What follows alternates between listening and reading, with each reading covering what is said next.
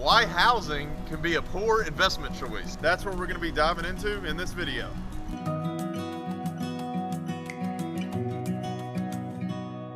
Hi, I'm Zeke. And I'm Derek. We're with Tanner Realty. We're a real estate brokerage in Central Arkansas, and this channel is all about educating you about real estate. So Derek, why can housing be a bad investment choice? Well, there are a lot of reasons, but at the end of the day, I think there's a lot of people out there that are keeping up with the Joneses. They have this vision of a $100,000 car and a $500,000 house, and they don't have the money to afford it. And a lot of people are house poor. They buy way too much house, and they are absolutely strapped with that mortgage payment.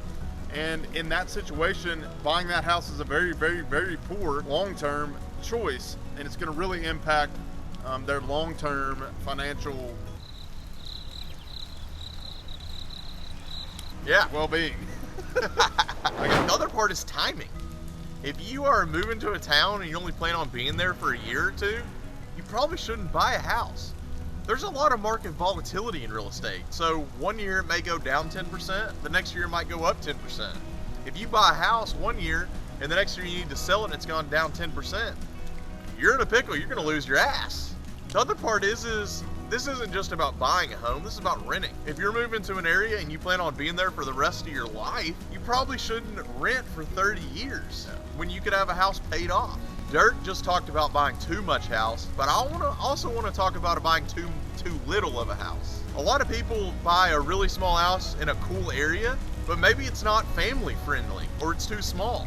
So then a year or two into that house, they have to move again. Moving and selling can be a very expensive thing. The acquiring and selling of property is just pricey.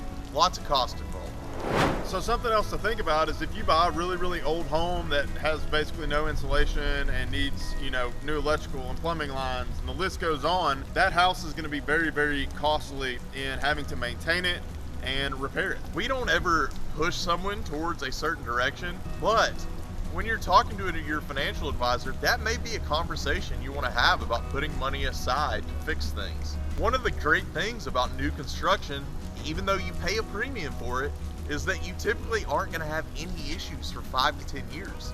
That saves you from a lot of cash outflow. Like, I need a new roof, that's 15 grand. I need a new HVAC, that's 10 grand.